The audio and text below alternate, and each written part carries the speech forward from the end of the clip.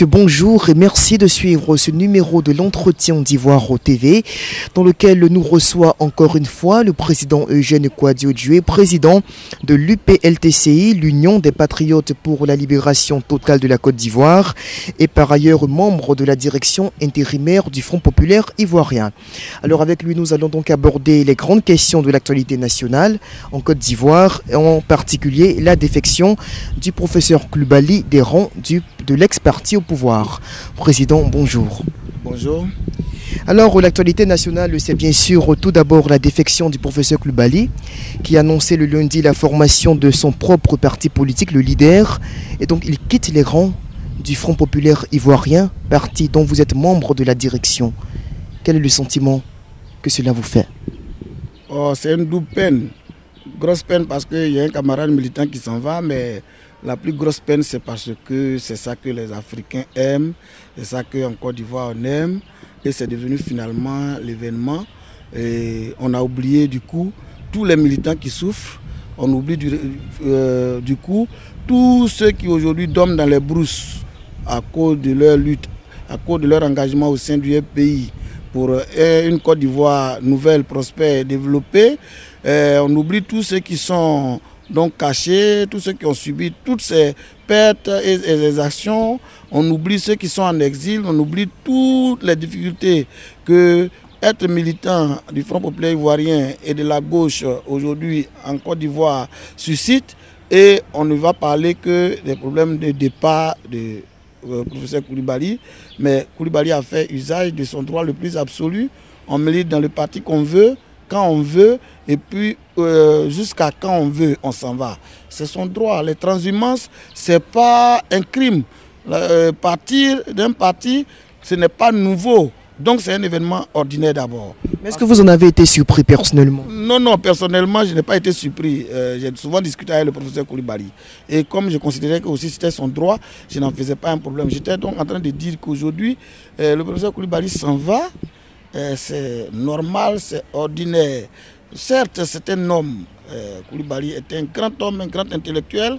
Il compte pour le pays. Et donc aujourd'hui, son départ peut faire mal aux militants.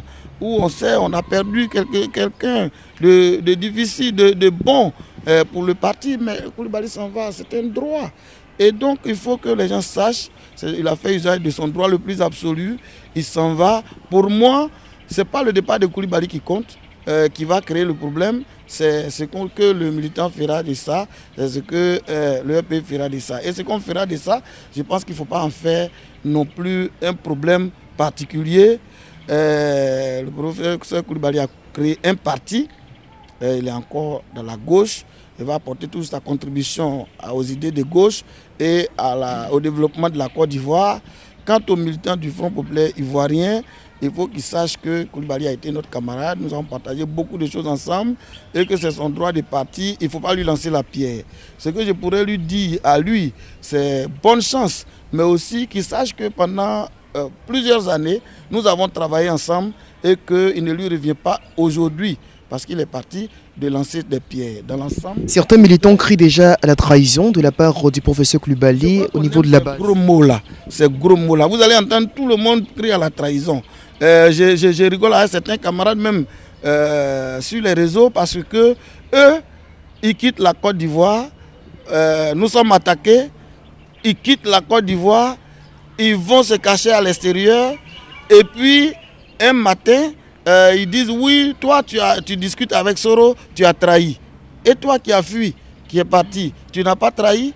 Et c'est eux toujours qu'on trahit. Moi je n'aime pas ça. Coulibaly a trahi qui? Qui a appelé Coulibaly au Front Populaire Ivoirien? Il est venu de lui-même, il est parti de lui-même. Peut-être que ce départ-là intervient dans un contexte d'adversité fort pour le parti. Justement, on est en train de discuter, on peut polémiquer sur l'opportunité du départ, compte tenu du fait que beaucoup de camarades sont en difficulté, nous sommes en difficulté, le parti est en difficulté aujourd'hui. Mais bien sûr qu'il faut partir un jour, il faut partir un jour. Et ces réflexions, on les a toujours faites. Beaucoup beaucoup auraient pu reprocher à Koulibaly, s'il partait avant cette crise, que oui, bon, c'est parce qu'il a senti la crise qu'il est parti. Même si on sort de la crise, d'autres viendront dire, mais oui, on a tous fait, on est sorti de la crise, pourquoi est-ce qu'aujourd'hui, il n'attendrait pas partir? C'est lui seul qui juge son opportunité. Et moi, je pense que la lutte politique, c'est ça.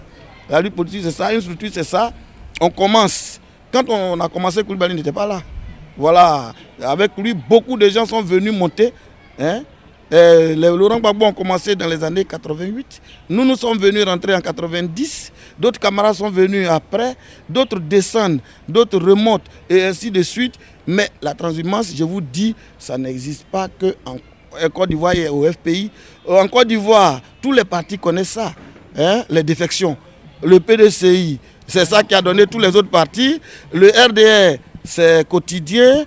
Même les plus petits partis comme le MFA et l'UDC qui ont été créés avant-hier en ont connu tous. Le FPI en connaît. Ce n'est pas nouveau et ce n'est pas un crime et ce n'est pas... il ne faut pas en faire un plat.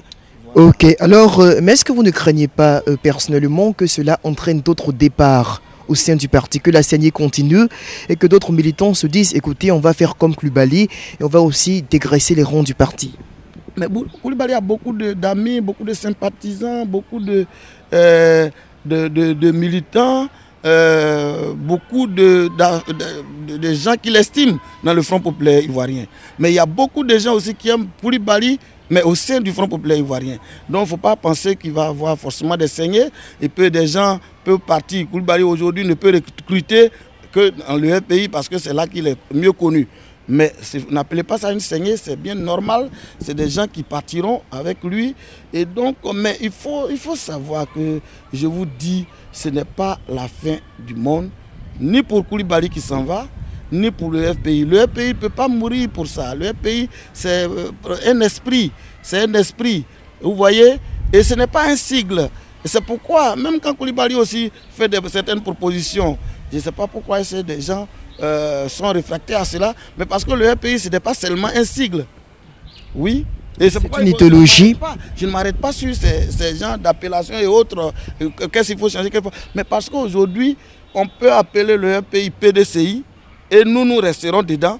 Et c'est ce que nous nous sommes fixés que nous allons faire.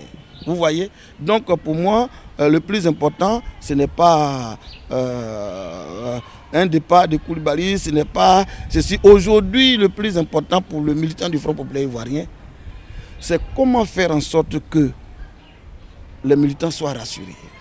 Comment sécuriser les militants, c'est le plus difficile pour nous. Et comment réorganiser le parti et le repositionner pour créer la mobilisation nécessaire pour sortir nos amis qui sont en prison. Parce qu'il faut savoir hiérarchiser aussi les priorités. Je crois que à ce niveau, il y a quelques débats quand même. Parce que tout ce que Koulibaly dit n'est pas faux. Il faut savoir hiérarchiser les priorités. Et en matière de priorités, ça fonctionne comme la charrue et les bœufs. Ta charrue a beau être jolie et choses et tout, il faut la mettre seulement après les bœufs, parce que c'est les bœufs qui tirent la charrue. Et donc aujourd'hui, il n'est pas question de dire ma priorité c'est la sortie des camarades de prison, mais on les sort comment? La question se pose. Et on les sort, leur sortie dépend de nous. Tant qu'on restera là à pleurnicher, tant qu'on restera là à crier leur nom, à faire des déclarations, ils ne sortiront pas. Il faut qu'on se montre dans une sorte d'opposition républicaine, dans une sorte de démarche pédagogique et sage, apaisée. Il faut qu'on se montre ferme, déterminé, mobilisé et qu'on dise aux gens, on n'a pas oublié nos camarades chaque fois et qu'il faut que les autres se mobilisent, qu'ils prennent confiance, les militants prennent confiance. Les militants sortent de leur cachette et qui viennent pour que, dans une sorte de dynamique d'ensemble, et avec la cohésion entre nous, il ne faut pas se passer de la cohésion. S'il n'y a pas une cohésion à l'intérieur, nous ne nous en sortirons pas non plus. C'est ce que je pense. Et c'est pourquoi, pour moi, le départ du président Koulibaly est un événement, mais vraiment ordinaire. Il ne faut pas qu'on en fasse... Sur lequel il ne faudrait pas donc s'attarder. Alors, le président change de cap. Il y a cela quelques semaines, l'on apprenait la mort de l'ex-chef milicien Magui Lutokar, l'un de ces seigneurs de guerre là, de la commune de Yopougon durant la crise post-électorale. Alors, ces miliciens, ou disons les membres de son mouvement armé, vous accusent de les avoir délaissés. Aujourd'hui, tout le monde accuse Eugène Djoué de leur côté. On dit que Eugène Djoué n'a pas joué son rôle pour que Magui Le Tokar soit prise en charge médicalement. Que répondez-vous à ces différentes accusations-là? Je voudrais vous remercier. Je voudrais vous préciser d'abord que Magui n'est pas mort des suites d'une blessure de guerre. Magui n'est pas mort des suites d'une blessure de guerre. Magui n'est pas mort dans un combat. Magui n'a pas été empoisonné. Magui est mort d'une maladie qui traîne depuis tout petit. C'était un grand joueur de football. Quand moi je l'ai rencontré, c'est ce qu'il m'a expliqué. Et donc un grand joueur de football, mais il avait un problème de poumon. Et ce problème de poumon l'a poursuivi pendant longtemps. Il a même failli y rester en 2010, où il a fait 2 mois d'hôpital. À cette époque, il m'a sollicité, j'ai essayé de le soutenir également. Mais donc c'est ce mal-là qui n'a pas été suivi pendant quelques mois où il y avait la crise, où il ne pouvait pas trouver d'ailleurs de médicaments. C'est ce mal-là qui a eu raison de lui finalement. Alors les réactions des autres jeunes, je crois que c'est bien justifié parce qu'ils me considèrent tous comme leurs grands frères, leur père, qui plus est a été à leur côté au moment où ils pensaient d'ailleurs que tout le monde les avait délaissés dans cette crise où ils ont pris des armes pour défendre la cause commune et qu'à un moment donné, ils n'ont plus vu personne. Et ils ont été heureux de me voir venir à côté d'eux et puis bon, peut-être qu'ils pensaient, ils ont pensé après que j'aurais pu faire beaucoup de choses. C'est à la mesure de leur attente. Mais je crois aussi que leur jugement est empreint de beaucoup d'émotions. Ils viennent de perdre leur chef. Magui était leur chef. Mais il faut préciser que chacun de ceux que tu as vus a son mouvement. Tous ces mouvements sont autonomes. On fonctionnait de façon autonome dans cette crise. Mais Magui a l'avantage, n'est-ce pas, de les rassembler, hein, de créer un ensemble avec eux. Quand nous avons engagé le débat, c'est ce qu'il a fait. Quand nous avons engagé les discussions, c'est ce qu'il a fait en les emmenant, avec beaucoup de difficultés d'ailleurs. Souvenez-vous qu'il a été enlevé. Il a été enlevé. Et lui-même, à cause de ses actions de paix, à cause de ses discussions engagées avec nous. Mais le problème qui se pose, c'est que je crois que les camarades, ils y mettent un peu trop d'émotion, les jeunes frères, les jeunes combattants. Moi, j'aime pas qu'on les appelle miliciens, parce que ceux qui ont pris les armes en face et qui se sont opposés à eux, on les appelle les volontaires. Pourquoi eux, on les appelle miliciens avec une sorte de connotation péjorative et très très méchante, et puis on les juge. Ce sont des jeunes Ivoiriens. Ce que j'ai voulu faire pour eux, pour moi, mon objectif est atteint. Dans un premier temps, il fallait sauver la vie de ces jeunes qui étaient à Yopougon, qui avaient pris les armes, qui avaient, si vous voulez, été totalement cernés par les forces républicaines venues de Bouaké, de Bouna, partout, et ils restaient à Yopougon dans ce cas. Ce que j'avais craint à cette époque, en engageant ces négociations, c'était éviter que des jeunes Ivoiriens meurent par milliers à Yopougon. 2, éviter que Yopougon serve d'un théâtre de combat qui allait enfoncer cette cité de joie, qui allait détruire totalement, qui allait nous faire connaître des situations comme par exemple à Douekoué, ce qu'on a vu avec des pertes en vie humaine énormes et des dégâts collatéraux incommensurables. J'ai réussi ce coup. Ce que les jeunes ont posé comme problème lorsqu'ils venaient dans nos débats, c'était ensuite quel serait leur avenir. Leur avenir, cela a été confié au PNRC, Programme national de réinsertion communautaire. Ce programme-là vise à leur insertion qui devait commencer par le profilage. Dès le dépôt d'armes, nous avons fait le profilage. Le PNRC a une idée claire de ce qu'ils vont déployer pour eux. Mais en attendant, qu'est-ce qu'il fallait faire? Moi, mon rôle premier pour la réinsertion de ces jeunes, c'était de les faire accepter par les populations, d'abord à Yopougon. Ça, j'ai réussi. Eux-mêmes, derrière moi, nous sommes rentrés dans des cours, à parler à des parents, à des familles. Nous sommes rentrés dans des églises, nous sommes rentrés à la mosquée. Nous sommes passés voir tous les chefs de village. Yopougon compte 7 grands villages. Nous sommes passés voir tous les 7 grands chefs de village. Nous avons rencontré des parents de victimes. Nous avons discuté avec les populations de Yopougon pour leur dire que ces enfants-là ont été aussi pris dans la rage générale qui a pris la Côte d'Ivoire et qu'ils n'étaient pas pour autant à brûler. Ce sont des jeunes Ivoiriens qu'on peut en faire des citoyens honnêtes et que j'étais engagé à ça. Nous avons fait jusqu'à ce que nous organisions en apothéose un grand meeting à la place Figayo de Yopougon. Je ne sais plus bien la date, où les populations de Yopougon sont venues, où Magui Lotoka, au nom de tous ses camarades, a prononcé le mot pardon, qui a été salué, qui a été ovationné, comme si c'était des gens, des héros qui sortaient des choses. Aujourd'hui, ces jeunes se promènent à Yopougon sans problème. Leurs relations avec les FRC sont au beau fixe. Vous les avez trouvés dans le cas de Ben Laden à la BAE. Leurs relations avec les populations, il n'y a pas de problème du tout. Écoutez, je pense que c'est un peu comme ça. Quand on voit un peu son père, on pense qu'il a tout. Je pense que les jeunes là, ils s'attendent un peu plus que ça de moi. Malheureusement, la plus belle fille du monde, voilà.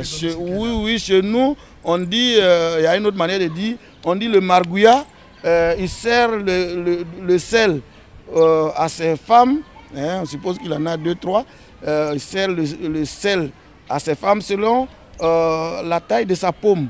Vous voyez, voilà, si je prends une poignée de sel que je donne à ma femme qui est assise, ben, il n'y a que la quantité que ma paume peut contenir que je sers. Donc aujourd'hui, c'est que ces enfants comprennent. Je ne les ai pas oubliés et je ne crois pas que non plus que le gouvernement les a oubliés parce que c'est un engagement que le Premier ministre a pris sur la base de la confiance que j'ai pour lui. Je leur demande de lui faire confiance et qu'ils ne seront pas laissés pour compte. Mais je vous fais remarquer que les FRC posent les mêmes problèmes d'ailleurs. Ils posent les problèmes qu'ils ont été oubliés. Vous voyez? Et ils aussi disent qu'ils ont été oubliés. Donc, mais je pense donc qu'il faut que tout le monde patiente. Et c'est pourquoi des gros mots comme trahison, je pense que c'est un peu trop. Ce sont des jeunes pour lesquels j'ai gagé ma vie. J'ai engagé ma vie, frère. On m'a tiré dessus 3 fois quand j'allais à Yopougon. Et 2 fois, parfois, c'est eux-mêmes qui tiraient, en plus, pour la plupart du temps. C'est certains d'entre eux qui tiraient sur mon véhicule. J'ai aujourd'hui des impacts de balles sur mon véhicule, tout simplement parce que je partais chercher ces enfants. Alors, pourquoi pense-t-il que je vais prendre tant de risques pour aller les chercher, sauver leur vie, et puis après je les oublie? Les mauvaises langues, les malhonnêtes, et comme la mauvaise foi, la chose la mieux partagée en politique, certains diront, pour se positionner, même se positionner où? Ceux qui sont, il y en a qui sont bien partis. On pouvait tous partir. Voilà. C'est pas pour autant que chaque jour on les vilipende ici.